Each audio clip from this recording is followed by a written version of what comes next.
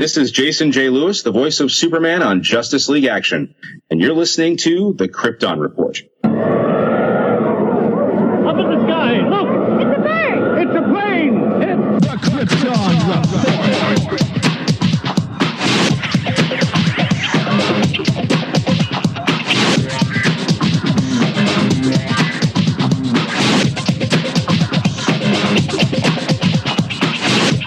Welcome to the Krypton Report Podcast, presented by the Southgate Media Group. The All Things Kryptonian podcast, including Superman and Supergirl. We discuss games, movies, cartoons, TV shows, and comics. Krypton Report Pod can be found on Facebook, Twitter, Skype, YouTube, and Instagram. And if you want to drop us a line, send it to kryptonreportpod@gmail.com. We are on Patreon under Southgate Media Group. And our official merch page is tpublic.com. Search Krypton Report.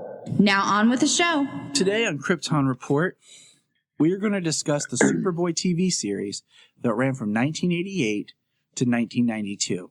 And I can't do this by myself because that's boring, so I had to bring my super brother, Mr. James Cole. Hey, Tyler, how's it going? It is going well, man. It is going well. 30 years since the forgotten Superboy premiered. 30 years. That's pretty wild. So let's do some quick history on the Superboy TV series, and we're going to bring it back around, and we're going to review the pilot episode. And we're talking this also because the DC Universe streaming service has launched. It launched on Batman Day. It's amazing. I love it. And it's awesome. We bring it up because Superboy is on there. And I think the episodes, they're very golden age and episodic. There's not a lot of overarch connective story. You can kind of jump in at any point and you're not really lost. And, you know, there's a lot of people who forgot this show even existed. And my one experience that I knew this show existed was because I remember watching an episode of it at my grandparents' house, the same place I used to watch Superman 4 all the time. And it stuck in my head because we don't really experience this as much anymore. It was a syndicated TV series. And I don't claim to know everything about production. And it really wasn't on any individual network. It was made and then sold to TV, and they aired it on different channels when. I think, like, back in the day, like, you had WGN, WGNT, the Paramount Network, and then they shared airspace with WB. And then eventually they kind of merged and made the CW to kind of solidify that channel. But it was in syndication.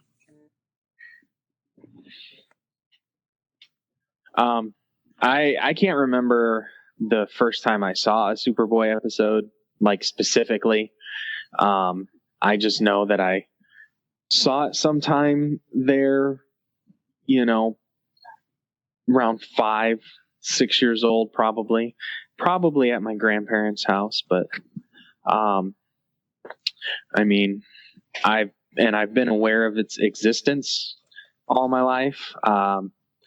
But yeah, I've never seen the entirety of it. I will eventually get through it because of DC Universe.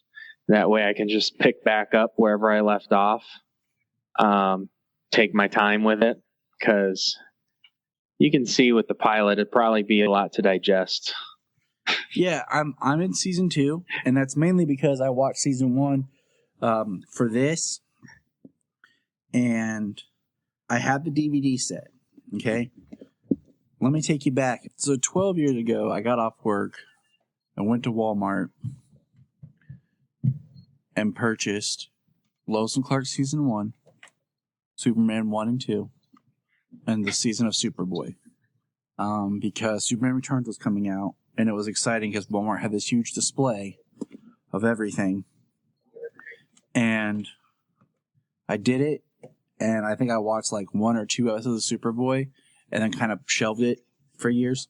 Because, of course, you know, at the time Smallville was still going, and everything, so I didn't focus on the character. Now, a little history with the character. Superboy, as exists in this series, has always had a weird history because there was a comic of Superboy where we have Clark Kent as a young child doing heroic things in a costume, and it's Superman as a child. And that was Superboy. And then, by the time this show premiered, in the comics, Superboy had been erased from continuity because they had done their crisis, and Superman, we had the John Byrne Man of Steel reboot, and Superman was never Superboy. So this show comes out, and I want to say it was produced by the Salkinds, who had produced Superman 1, 2, 3, and Supergirl.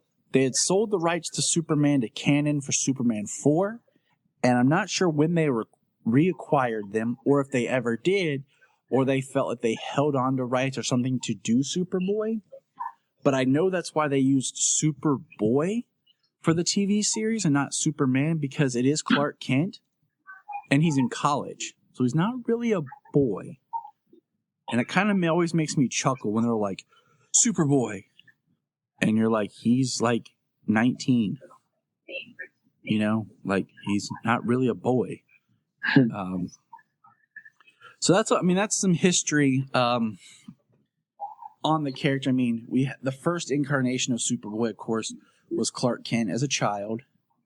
We had our post-crisis Superboy during the reign of the Supermen, where it was the clone, the half-clone that emerged, to being the clone of like Superman mixed with Lex Luthor's DNA, and that's Connor. That's the one that most people equated with, where eventually his look was the black t-shirt with the red S. Mm-hmm. And then Con-El or Connor Kent. He went all the way up through the New 52. His backstory was changed a little bit in the New 52, but basically he still was a clone. I can't remember all of it because like something about him being like a clone past Kryptonian like warrior. That's where they got the name, and the term Khan meant something like abomination, or it was something like that. I can't remember all of it. It's been we were gonna compile some Superboys and do a Superboy episode, and we just haven't had the time. We've been busy, life, and the newest Superboy is Clark Kent's son, Jonathan. Him and Lois had a son who's half human, half Kryptonian, and it's Jonathan. And I love the character. I wish he had a different name. Like, I don't know, anything but I know they named him Jonathan and they named Samuel after both their fathers. But, if I say Jonathan Kent, the first thing that comes to mind is Superman's dad. In the Lois and Clark run, and I think maybe the beginning of Superman Rebirth, they called him Jono as his nickname. And then that got dropped. So, I don't know. Like, I just feel like it was kind of confusing. But that's our current Superboy. We're in Rebirth. Right now, he's kind of been written out of the pages of Superman the comic as he's traveling the galaxy with Jor-El and Lois. Spoilers. So that's a quick Superboy. If you're curious about some of the background stuff with the rights, there was a great thing on AMC called Robert Kirkman's Secrets of Comic Books. And there's an episode that deals with Siegel and Schuster and how they fought once they sold the rights to Superman, how Siegel came up with the idea for Superboy, and that was his character, and how, they got the rights back, and he was able to do that, and they used that as kind of like a loophole, because it was like a different character, but yet the same. And what was it I learned recently that I told you about? That, man, I'm so mad I cannot remember. That was it the rocket ship? Oh my gosh, I'm totally embarrassed right now. but a significant part of Superman lore was first premiered in Superboy comics. And, and right now, I cannot remember what it is. I know I don't think you shared that bit with me personally. I posted it to it's been several weeks. I posted it on the Krypton Report Podcast page on Facebook. And I'm going to look for it, but it also, so stepping back, there's also a lot to think about when you realize that at this time of 88, when this show started, it was 1 year before Batman the movie. Warner Brothers and DC were still like in negotiations for buying like everything. And that when Lois and Clark came out, that was the first time Superman was being produced and came in-house. It was the first. Warner Brothers had the rights. Warner Brothers was had their characters. They had purchased DC. So this was still kind of outside of their control. You know, it was still like an independent person purchasing the rights and making and using the character for DC Comics. So that's kind of, you know, that's deep to think about, you know? Yeah. So anyways, we got that. Now we're going to jump into the pilot episode of Superboy. Now, I want to let everybody know that if you enjoy Superboy, that Sam Rizzio owns and operates the Superboy. He's changing it. It used to be the Superboy Forever homepage or Superboy homepage. He's now changing it up.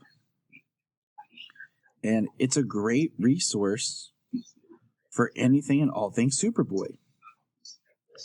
It is superboylegacy.com. He said, I bought the domain. I'm still working on it. I'm going to get it out there. You can find it on Instagram, Twitter, and Facebook. And he says, hopefully by early to mid-October, you'll see the new page up. He also just bought a lot of the costuming and prop collections from the Superboy TV series. So that's a great little just piece of Superman history that people overlook and forget. I mean, the show is what it is, and I still think those actors deserve some recognition for their work as the character, right along with Dean Cain and Kirk Allen, you know, and everybody else. Yeah, go down the list. So let's jump into. No, you're right. They put in time, they put in the work, and you know, they deserve to be recognized. Superboy pilot aired October 8th, 1988, and it ran for 100 episodes. That's more episodes than Lois and Clark got.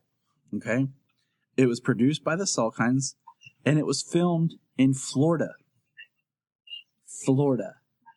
where Clark, 18-year-old, roughly, Clark Kent, played in the pilot in the first season by one actor, John Hames Newton, and then in season 2 and beyond, when it was later changed to The Adventures of Superboy, by Gerard Christopher. Lana, in all 4 seasons, was played by Stacey Haddock, and in this pilot, Lex Luthor is class president, played by Scott Wells. Lana's father is a professor who's coming to join them and teach at Schuster University. Did you catch that, James? Schuster University. And there's also the Siegel Building. Oh, is there? Yeah. We have a new character that we meet, TJ White, son of Daily Planet editor Perry White. There's no Pete, and we do, in this series, do get to meet Mom, Pa Kent. So that, you know, that's kind of neat. The episodes were 20 Not in the minutes pilot, long. but yeah. You know, we're talking about the pilot, but it's kind of, I feel like we just need to build the world a little bit because we're not really the whole series. And, you know, it's one of those things that it's a lot of us super fans, some of us have struggled to watch But, you know, I'm a Superman fan, completist, and I've enjoyed in a lot of ways going back and seeing what came early on and what people worked on trying to do with what they were able to accomplish. It's the same kind of like feelings I have towards the old Flash TV series. When you look at how minimal they were able to do things and how some of it's like you can tell they had the actor do something multiple times, then just sped it up to make it look like he's doing it quickly. But the thing about this, and I'm not 100% clear, and I watched this, and then I watched, I think, the 5th episode, because, let's see, the 5th episode was entitled Countdown to Nowhere, and it was supposed to be the pilot, I guess, because it showed more of, like, Superboy showing up for the first time. But the series just starts. I mean, the opening starts with a theme that's kind of reminiscent of the Williams score, and then it gets into like a very 80s. It just starts busting 80s. Yeah, it does. But it is a definitive 80s Superman song. Yes, it totally is. I have that in my notes right here. Like, it straight up tells you, like, this is the 80s, and we are going to rock the Superman. And, you know, I feel that the Clark they present in season 1, I liked more than the Clark that we get in season 2. I feel like they kind of overdo the nerdness in season 2 to where it's just kind of pathetic. And in season 1, I think it's more of a believable kind of geeky, nerdy person, like a real character, where I think in season 2, where I've watched it so far, he's a little bit more exaggerated, almost a character and not a believable person. Mm. But it's really hard to just talk about this one episode because it is so cut. I mean, basically, Lana's dad showing up with a jewel that he has that's cursed, and bad things start happening. You know, Clark becomes Superboy to take the jewel and fly it back, and the curse is lifted. Lana's dad gets better. It's very interesting that it's so short that there's not a lot of plot development. I mean, it's really jump in, jump out kind of thing. Mm-hmm. Clark breaks the fourth wall, looks at the camera, which is kind of a nod back to how Superman the movie and stuff always ended, where he kind of smiled and winked at the camera. Lex tries to steal the jewel. And, you know, this is 1988, and they're not really pulling from rich businessman Lex. This is kind of its own Lex Luthor. You know, he's class president, he's a bookie, he's rich somehow, he's preppy. Yeah. It really is its own version of Lex.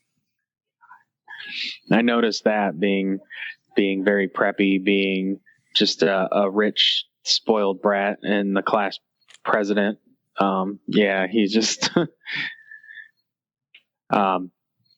I like, this is the only time I saw him, and you would think stealing a rare jewel like that worth millions of dollars, like grand larceny, he'd go away. So, but I don't know how the rest of the season works, if Lex is in it anymore, or he appears in a couple more episodes. He's in the final episode, which is worth mentioning because it's called Lex Luthor Unleashed, and it was directed by David Nutter.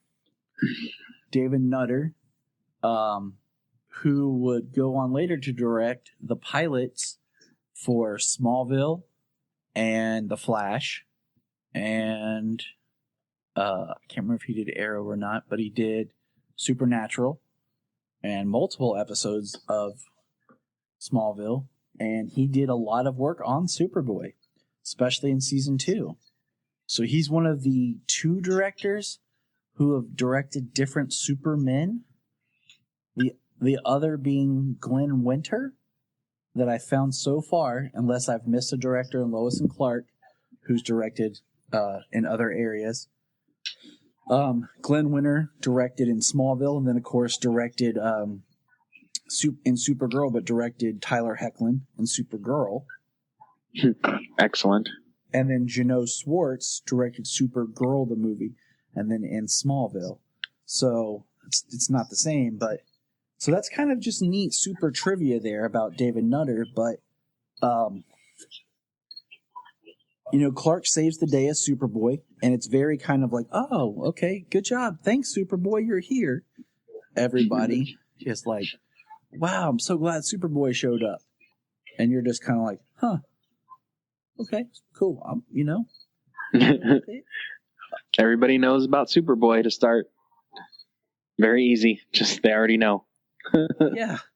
Just jump right into it. It doesn't feel like a pilot. Like, it doesn't feel like it's the first day of school. It just kind of like drops you in. But excuse me, what I was saying was, in season 2, it's worth mentioning that the entire cast is replaced. The Lex Luthor we get in season 2 is supposed to be the same character that we've got in season 1, but he now has a new face because of plastic surgery and everything. And the only one that stayed was Stacy Haiduk, and I'm pretty sure I'm pronouncing that correctly. If not, I apologize.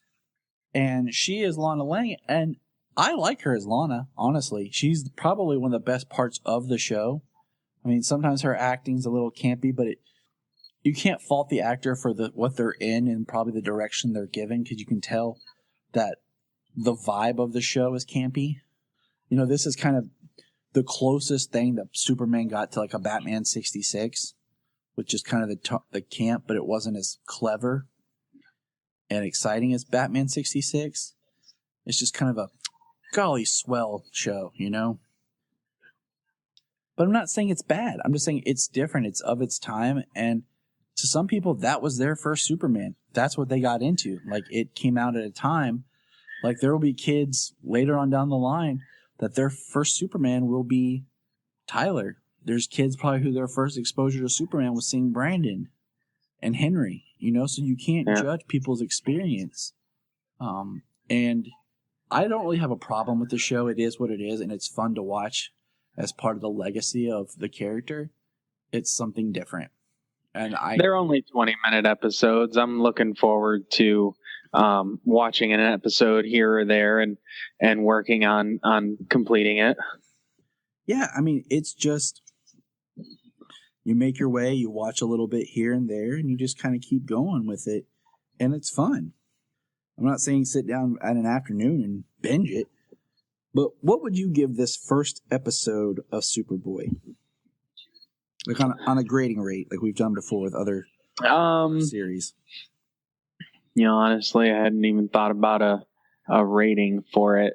I mean, the way it drops you in, how I think part of it is the acting, the simplicity. Yeah. We expect more of our stories and our TV series and our structure. Like, it's kind of hard to think back. I mean, I feel like it's even the Adventures of Superman, which is on DC Universe, has more structure, I think, in a serial flow of connective story than this does. Yeah. I mean, I would give it I would probably give it around a 6. It's a middle ground show, and just for the pilot episode, I mean, some of the acting, some of the nonsense of danger that it has. I mean, it's not something that you, like you said, would sit back and binge, but I'm sure there are things down the line. There was moments of enjoyment that you have when, Superboy still saving the day.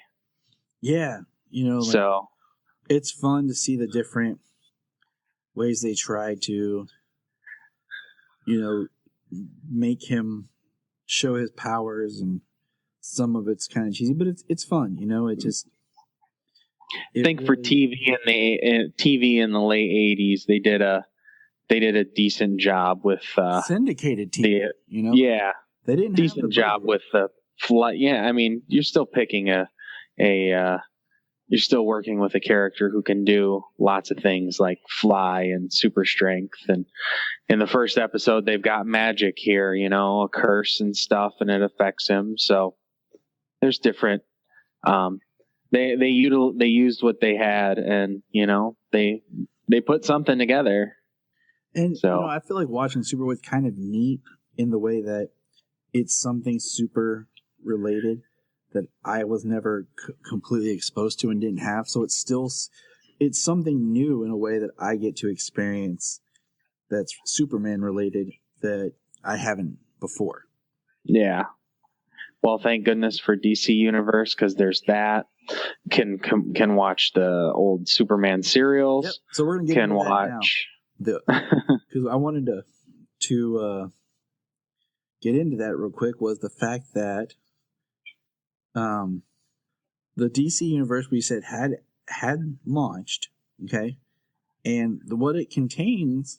What was your found it? Hold on. What was your grade for Superboy the pilot? I'd give it a 6. Okay. Yeah. I agree completely with you. I found that Superboy posting I did. Superboy, The Adventures, The Origin of Superboy issue featured first appearance of Jor-El, Laura Lor-Vaughn, Jonathan Kent, Martha Kent, with the Kryptonian Science Council. That was the first appearances of those characters because it told more of him leaving Krypton and coming to Earth storyline than had previously been established. I knew it was something big and I couldn't remember everything because it's late and we always record late because that's how life is. Yes, sir.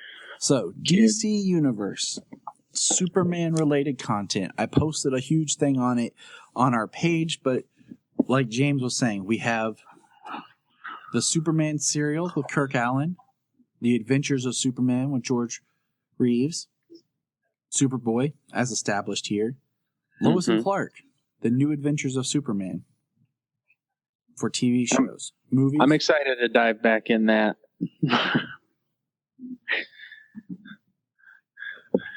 Movies. We have Superman the movie, Superman 2, the Richard Lester cut, Superman 3, Superman 4. Animated movies, we have The Death of Superman, the new one that just came out, Superman Doomsday. We have, of course, we have movies with Superman in it, like Justice League versus Teen Titans, Justice League War, Justice League Doom, New Frontier. What am I forgetting? There's Throne of Atlantis. There's Throne of let's see. I'm pulling up the animated movies right now. There's the special. Oh, it's back on there now, it looks like. Yeah. All right. Totally recommend this. I'm checking it out now because it was on there and they took it down, but it's back. If you're a Superman fan and if you've not seen Look Up in the Sky, The Amazing Story of Superman, stop this, jump on DC Universe, watch that documentary. It is the greatest culmination of all things Superman, except the fact that it skips over Electric Blue Superman, which I find hilarious.